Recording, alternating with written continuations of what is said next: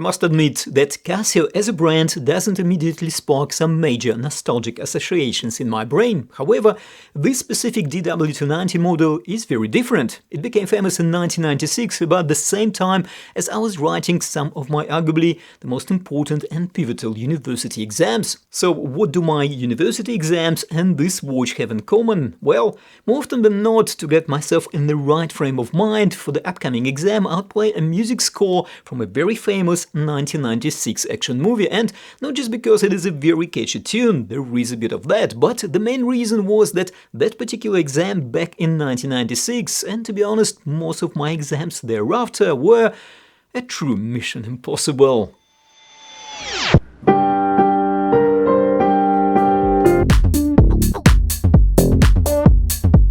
Hello and welcome back! It would be cool to play that tune in this review, but I guess I will get demonetized pretty quickly if I do that. So yes, I bought this DW-290 a while ago, and it is about time I do a review of this iconic timepiece. However, instead of my usual format of dimensions and specs, I will rather go over 7 key points that could motivate you to add this cool and very affordable timepiece to your collection. That is, if you haven't got it already. I will of course still cover the specifications of this watch as we go along.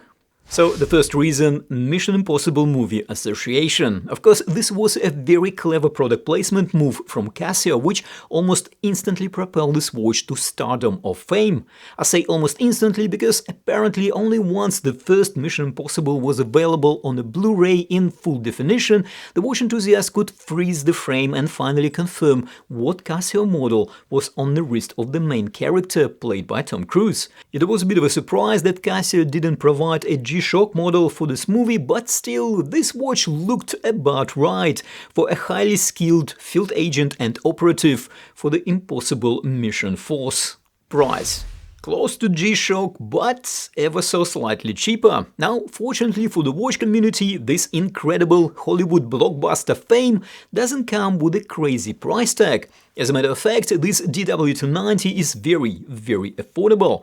It can be still found for around $35 to $45. Now, I do have to point out though that the price of this watch has been creeping up over the years, slowly but surely, so if you are thinking of picking one up, don't put it off for too long, and I will talk a bit more about availability later in this video. And yes, if I'll find some good links where you can get this watch for a good price, I will put them in the description.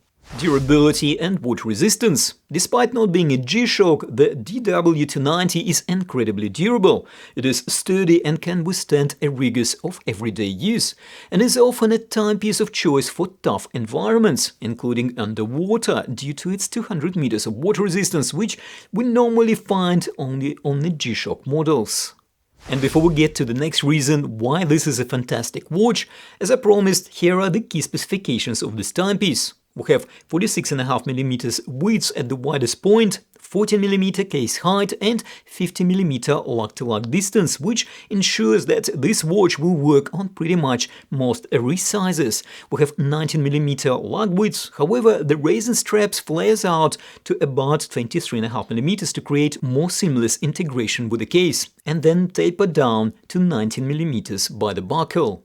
At the maximum, this band can cover wrists up to 9¼ inch or 23.5 centimeters in circumference, so in theory it can go over the jacket or a scuba gear sleeve, and it weighs only 57 grams.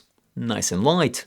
Like on the G-Shock, we have mineral glass covering the dial, and the crystal is installed below the bezel, which will help with extra protection. The case is made out of hard resin and feels very robust. As robust as G-Shock, however, unlike G-Shock, this watch of course doesn't have that additional inner protection for the digital module. Still, I don't think this DW-290 will be too much behind the G-Shock when it comes to durability. And talking about the digital module, we have a model 3231 here, and this brings us to the next reason to buy this watch.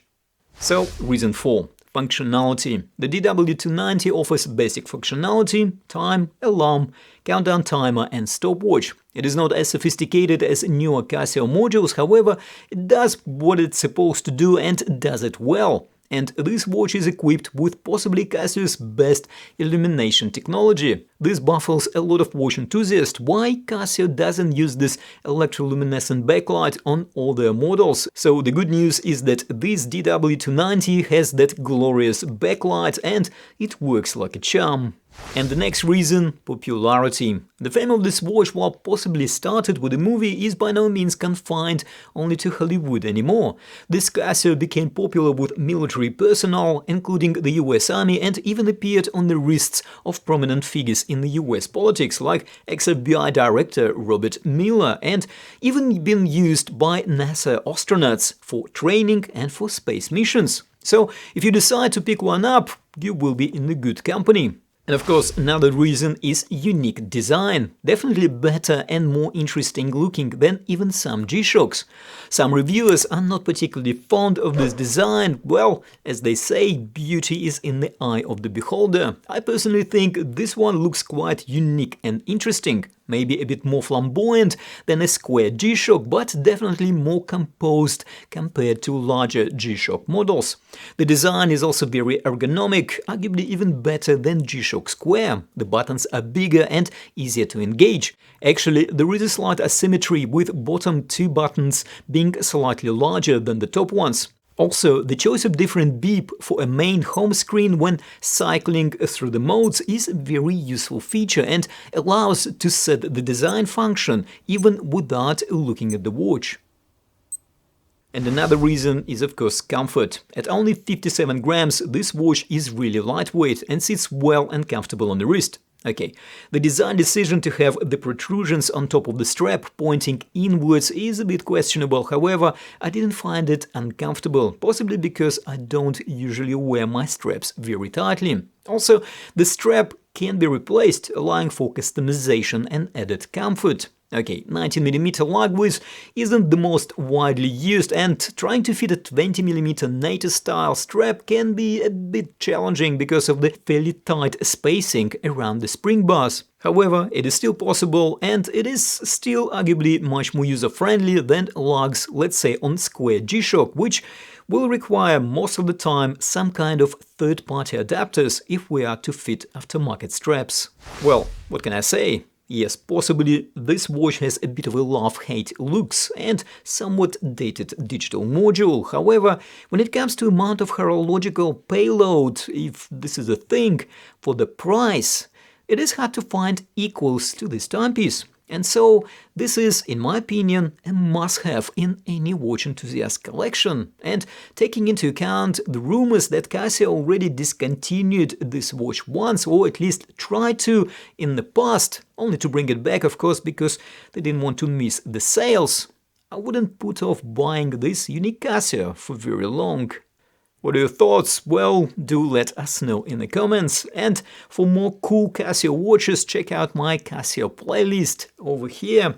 And for all other cool mechanical watches, I will put a link over there. And as always, don't forget to like, share and subscribe if you haven't already done so. Thank you for watching, take care, and I will see you in the next video.